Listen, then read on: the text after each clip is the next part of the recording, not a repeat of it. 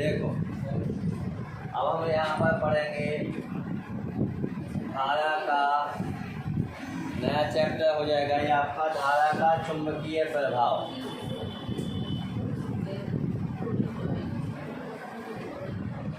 धारा का चुंबकीय प्रभाव किससे संबंधित हो जाएगा? चुंबकीय क्षेत्र से संबंधित हो जाएगा।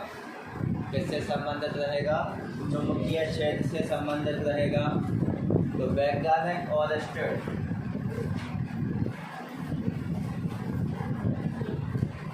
जिसके अनुसार वैज्ञानिक और के अनुसार जब किसी चालक तार में क्या की जाती है? धारा प्रवाहित की जाती है। तो ये हो जाएगा हमारा एक चालक तार। इसमें हम क्या प्रवाहित कर रहे हैं? धारा। जैसे ही हम इस चालक तार में धारा प्रवाहित करेंगे तो इस चालक तार के चारों ओर एक क्षेत्र उत्पन्न हो जाएगा। इस क्षेत्र को हम क्या कहेंगे? चुंबकीय क्षेत्र कहेंगे। कौन सा क्षेत्र कहेंगे? चुंबकीय क्षेत्र कहेंगे। तो वैज्ञानिक और के अनुसार यदि किसी चालक तार में क्या की जाती है? धारा प्रवाहित की जाती है तो उस चालक तार के चारों ओर, ऐसे समझ लीजिए जैसे अपन मार्कर को रखेंगे तो मार्कर के चारों ओर क्या उत्पन्न हो जाएगा?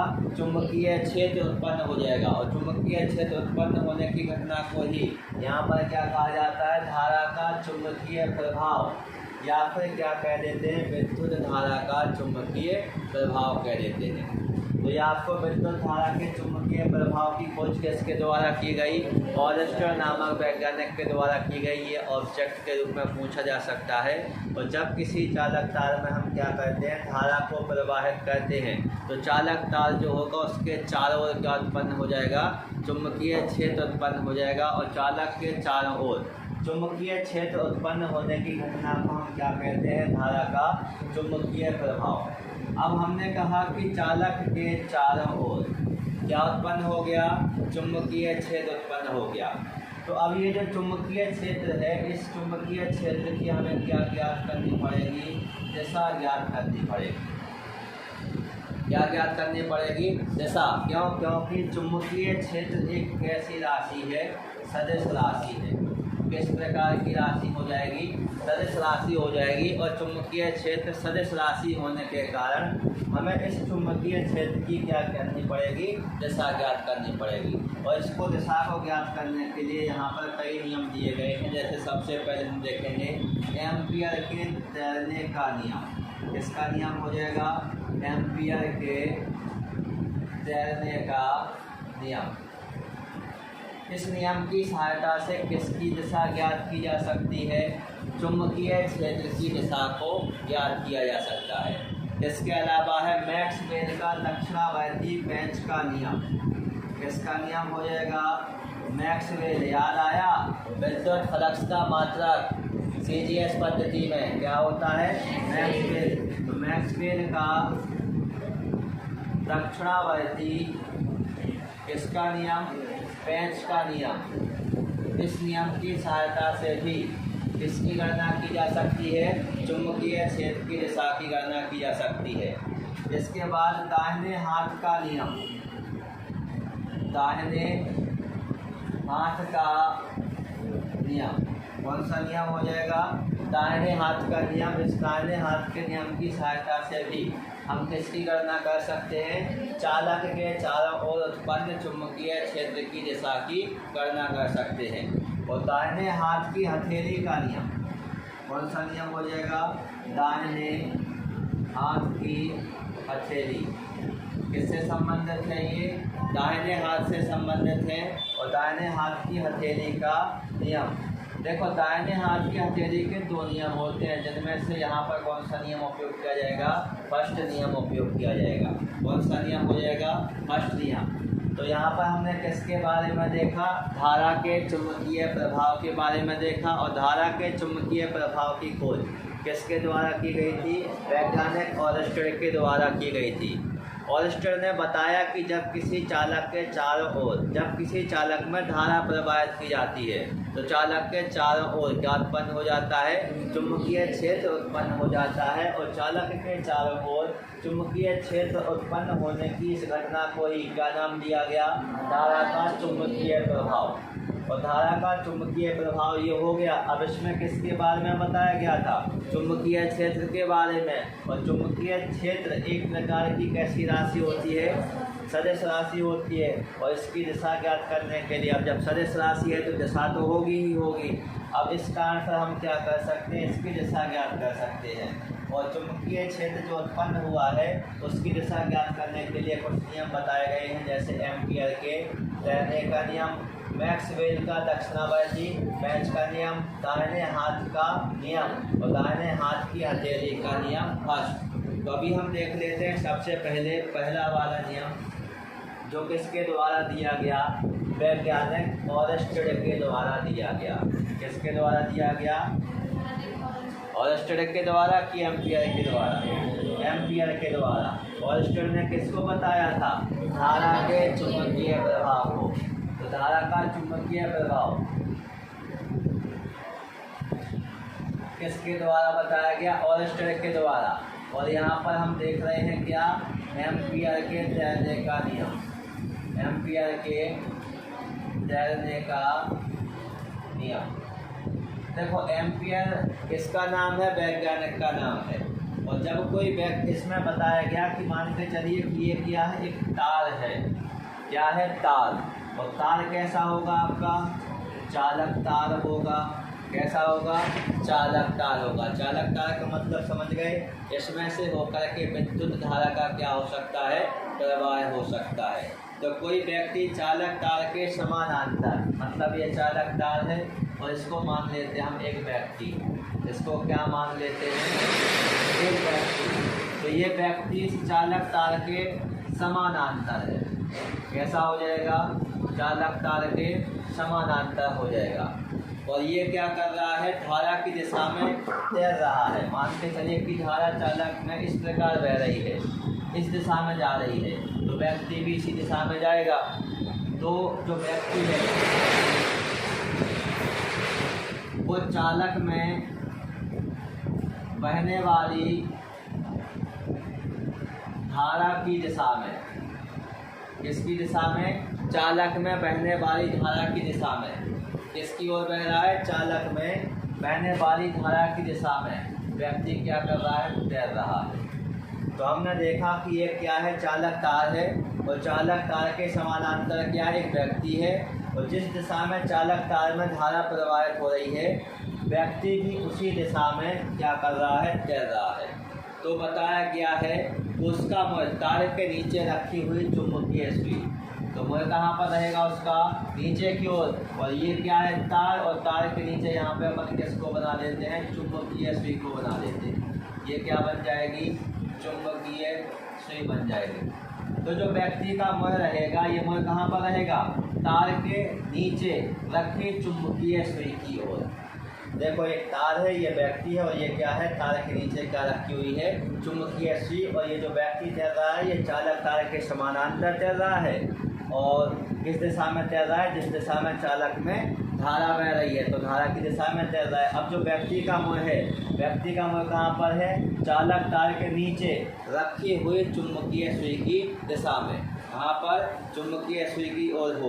तो चुंबकीय सुई का उत्तरी ध्रुव बाएं हाथ की ओर होगा।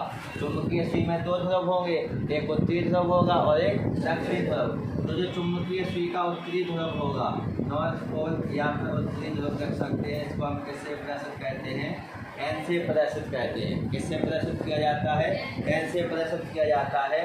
तो ये कहाँ पर होगा, व्यक्ति के बाएं हाथ की ओर।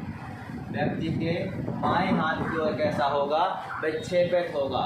इसे क्या कहा जाता है, एम्पियर के तैरने का नियम। तो इसमें बताया गया है कि कोई व्यक्ति चालक तार के समानांतर चालक तार के समानांतर चालक तार में बहने वाली धारा की दिशा में आगे की ओर तैरे तो व्यक्ति का जो मुँह होगा वो चालक तार के नीचे रखी हुई चुंबकीय सुई की ओर निर्देशित करेगा। तो इस स्थिति में जो चुंबकीय सुई का उत्तरी ध्रुव होगा वो कहाँ पर होगा? व्यक्ति के बाएं हाथ की ओर प्रक्षेपित होगा। तो इस प्रकार के नियम को क्या कहते हैं? एम्पियर के टैले का नियम। तो देखो चुंबकीय क्षेत्र के उत्तरी ध्रुव की ओर, किस ध्रुव की ओर? उत्तरी ध्रुव की ओर। कौन सा हाथ? बाएं हाथ की ओर प्रक्षेपित होगा। तो ये उत्तरी ध्रुव की ओर बाएं हाथ, ये किसको प्रदर्शित कर रहा है? ये चुंबकीय क्षेत्र की दिशा को प्रदर्शित कर रहा है। किसको प्रदर्शित कर रहा है? चुंबकीय क्षेत्र की दिशा को प्रदर्शित कर रहा है। तो याद रहेगा, ये हो गया हमारा एम्पियर के तैरने का नियम, जिसकी सहायता से हम किसकी गणना कर सकते हैं? विद्युत धारा के चुंबकीय प्रभाव में जो चुंबकीय क्षेत्र उत्पन्न होता है उस चुंबकीय क्षेत्र की। अब देखना है मैक्सवेल का दक्षिणावर्ती पेंच का नियम। इसका नियम देखेंगे। मैक्सवेल कौन थे? वैज्ञानिक। मैक्सवेल के दक्षिणावर्ती पेंच का नियम देखो किसको बताया गया? पेंच, जिसका उपयोग हम किसको करते हैं? पेंच, समझते हो? पेंच का जिसको आप बोल देते हैं। इस नियम के अनुसार पेंच को पकड़ करके इस प्रकार घुमाएं। किस प्रकार घुमाएं? दक्षिणावर्ती दिशा में घुमाएं। दिशाएं दो प्रकार की होती है, एक वामावर्त और एक दक्षिणावर्त। चुंबकीय क्षेत्र के हिसाब से उत्तरी ध्रुव और दक्षिणी ध्रुव नहीं बनते हैं। तो जो वामावर्त होगा वो उत्तरी ध्रुव को प्रदर्शित करेगा और जो दक्षिणावर्त होगा वो किसको प्रदर्शित करेगा? दक्षिणी ध्रुव को प्रदर्शित करेगा। तो मैक्सवेल के द्वारा यहाँ पर बताया गया कि इस नियम के अनुसार पेंच को दक्षिणावर्ती दिशा में इस प्रकार घुमाया जाए कि वह विद्युत धारा की दिशा में आगे बढ़े। पेंच किस दिशा में आगे बढ़े? विद्युत धारा की दिशा में। इस नियम के अनुसार पेंच को दक्षिणावर्ती दिशा में इस प्रकार घुमाया जाए कि पेंच किस दिशा में आगे बढ़े? विद्युत धारा की दिशा में। बात समझिए, पेंच का इसको हमने ऐसे पकड़ा, उसको ऐसे घुमा रहे हैं। अब जब घुमाएंगे तो पेंच ऐसा नहीं घूम रहा है, वो वैसे ही वहाँ पे बता रहा है कि किस दिशा में घूम रहा है? विद्युत धारा की दिशा में घूम रहा है। किस दिशा में घूम रहा है? विद्युत धारा की दिशा में आगे बढ़े। तो अंगूठा उस दिशा में घूमेगा। अब घुमाएंगे तो ये अंगूठा देखो, अंगूठा इसके चारों नहीं घूमेगा। जैसे इसको हम यदि पेंच मान लें, इसको पकड़ के ऐसे घुमाएं तो ये तो पेंच की नोक हो गई, ये तो विद्युत धारा की दिशा को प्रदर्शित कर रही है। लेकिन ये जो अंगूठा ये इसके चारों नहीं होगा, ऐसे घुमाएंगे तो ये चारों ओर जाएगा।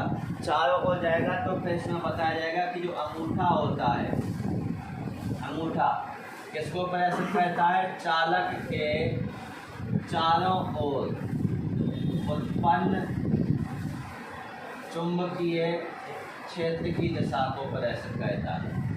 किसको प्रदर्शित करता है? चालक के चारों ओर उत्पन्न चुंबकीय क्षेत्र की दिशा को प्रदर्शित करता है। तो हमें किसकी गणना करनी थी? चुंबकीय क्षेत्र की दिशा की तो गणना करनी थी। और यहाँ पर हमने देखा कि यदि क्या किया जाए, पेंच को दक्षिणावर्ती दिशा में इस प्रकार घुमाया जाए कि पेंच किस दिशा में आगे बढ़े? विद्युत धारा की दिशा में आगे बढ़े। तो अंगूठा चालक के चारों ओर उत्पन्न चुंबकीय क्षेत्र को क्या कहता है? प्रदर्शित करता है। या फिर अंगूठा चालक के चारों ओर उत्पन्न चुंबकीय क्षेत्र की दिशा में आगे की ओर बढ़ता है। इसे हम क्या कहते हैं? मैक्सवेल का दक्षिणावर्ती पेंच का नियम कहते हैं। मैक्सवेल का दक्षिणावर्ती पेंच का नियम। अब चुंबकीय क्षेत्र की दिशा को ज्ञात करने का हम देखेंगे अगला नियम, दाहिने हाथ का नियम। तो यहाँ पर क्या हो जाएगा? दाहिने हाथ का नियम। दाहिने हाथ का नियम। दाहिना हाथ तो समझते ही हैं, ये हो गया जिससे हम लिखते हैं। बाकी का हो सकता है आप लोग उल्टे हाथ से लिखते हो। इस नियम के अनुसार यदि धारावाही चालक, देखो इस नियम में क्या करना है? एक तार लेना है और उस तार को हमें दाहिने हाथ में इस प्रकार पकड़ना है। यदि किसी, ये मान के चलिए अपना तार है, तार तो धारा यहाँ से भेजेंगे तो ऐसी जाएगी सीधी। यदि किसी धारावाही चालक तार को दाहिने हाथ में पकड़ करके इस प्रकार पकड़ें कि अंगूठा, ये देखो अंगूठा, ये अंगूठा इस दिशा में जा रहा है, मतलब चालक में बहने वाली धारा की दिशा को प्रदर्शित करे और अंगुलियां उस चालक के कैसी हैं, चारों ओर। और ऑयस्टर ने क्या कहा था, चुंबकीय क्षेत्र कहाँ पर उत्पन्न होता है, चालक के चारों ओर। तो जो अंगूठा होगा वो चालक में बहने वाली धारा की दिशा को प्रदर्शित करेगा और जो अंगुलियां हैं वो हैं चालक के चारों ओर। तो अंगुलियां किसको प्रदर्शित करती हैं, धारावाही चालक में उत्पन्न चुंबकीय क्षेत्र की दिशा को प्रदर्शित करती हैं। इसे हम क्या कहते हैं, दाहिने हाथ का नियम कहते हैं। तो इस नियम के अनुसार दाहिने हाथ में धारावाही चालक को इस प्रकार पकड़ें कि अंगूठा धारावाही चालक में बहने वाली धारा की दिशा को प्रदर्शित करे और जो अंगुलियां होंगी वो किसको प्रदर्शित करेंगी, चालक के चारों ओर उत्पन्न चुंबकीय क्षेत्र की दिशा को प्रदर्शित करेंगी। ये क्या हो गया आपका दाहिने हाथ का नियम। अब हमें क्या देखना है, दाहिने हाथ की हथेली का नियम नंबर फर्स्ट। दाहिने हाथ की हथेली का नियम फर्स्ट दाहिने हाथ से ही संबंधित है। तो इसमें बताया गया कि हमें क्या करना है, इस नियम के अनुसार दाहिने हाथ की हथेली को इस प्रकार फैलाओ, ऐसे फैलाना है। ये अंगुलियां हो गई और ये अंगूठा, ये परस्पर एक दूसरे के कैसे हो, लंबवत हो, माने यहाँ पर 90 डिग्री का कोण बनना चाहिए। तो दाहिने हाथ की हथेली, ये तो हथेली पूरी रहेगी तो अंगुलियां तो साथ में फैलेंगी फैलेंगी। दाहिने हाथ की हथेली को इस प्रकार फैलाइए कि अंगुलियां और अंगूठे एक दूसरे के कैसे रहें, लंबवत रहें। कैसे रहें, लंबवत। तो देखो ऐसे फैला सकते हैं ना, ऐसे। तो ये एक दूसरे, ये अंगुलियां हो गई, ये अंगूठा हो गया, यहाँ पर कितने डिग्री का कोण बनेगा, 90 डिग्री का। तो एक दूसरे के कैसे माने जाएंगे, लंबवत माने जाएंगे। अब इस स्थिति में क्या होगा कि जो अंगूठा होगा, ये अंगूठा चालक पर लगने वाले बल की दिशा को प्रदर्शित करेगा। किसको प्रदर्शित करेगा, दो चीज़ें हम यहाँ पर लिखेंगे, एक तो किसके बारे में लिखेंगे, अंगूठा के बारे में लिखेंगे, और दूसरा किसके बारे में लिखेंगे, अंगुलियों के बारे में लिखेंगे। एक अंगूठा रहेगा, बाकी की क्या रहेंगी, अंगुलियां। जो अंगूठा चालक में बहने वाली धारा की दिशा को प्रदर्शित करेगा। देखो धारा किस दिशा में बह रही है, बल वाला कॉन्सेप्ट रहता है जिसमें अपन ऐसे ऐसे करते हैं हाथ को, जिसमें अभी अपन तार को पकड़ रहे थे, बल भी लगता है, लेकिन यहाँ पे हमें धारा की दिशा चुंबकीय क्षेत्र को बताना है। तो अंगूठा किसको प्रदर्शित करता है, धारा की दिशा को। किसको प्रदर्शित करता है, धारा की दिशा को प्रदर्शित करता है। और वही अंगुलियां किसको संकेत करती हैं, उस चालक के चारों ओर उत्पन्न चुंबकीय क्षेत्र की दिशा को प्रदर्शित करती हैं। तो इन दोनों बिंदुओं को आप अच्छे से पकड़ लें। अंगूठा किसको शो कर रहा है, धारा की दिशा को शो कर रहा है। अंगुलियां किसको प्रदर्शित कर रही हैं, चुंबकीय क्षेत्र की दिशा को प्रदर्शित कर रही हैं। अब दोनों नियमों को देखो, दोनों नियम कौन से, दाहिने हाथ का नियम और दाहिने हाथ की हथेली का नियम नंबर फर्स्ट, दोनों में सेम काम हो रहा है। इसमें भी कह रहे थे दाहिने हाथ के नियम में कि अंगूठा धारा की दिशा को प्रदर्शित करता है और अंगुलियां चालक के चारों ओर उत्पन्न चुंबकीय क्षेत्र की दिशा को प्रदर्शित करती हैं। ठीक उसी प्रकार ये दोनों कॉन्सेप्ट यूज हो रहे हैं दाहिने हाथ की हथेली के नियम फर्स्ट में। जिसमें भी बताया जा रहा है कि यदि आप दाहिने हाथ की हथेली को इस प्रकार फैलाएं कि अंगूठा और अंगुलियां परस्पर लंबवत हों, तो अंगूठा किसको शो करेगा, धारा की दिशा को शो करेगा, और अंगुलियां किसको शो करेंगी, चुंबकीय क्षेत्र की दिशा को प्रदर्शित करेंगी। किसको प्रदर्शित करेंगी, चुंबकीय क्षेत्र की दिशा को प्रदर्शित करेंगी। तो ये क्या हो गया, धारा का चुंबकीय प्रभाव। और धारा के चुंबकीय प्रभाव में क्या उत्पन्न हो रहा था, चुंबकीय क्षेत्र और उसकी दिशा ज्ञात करने के नियम।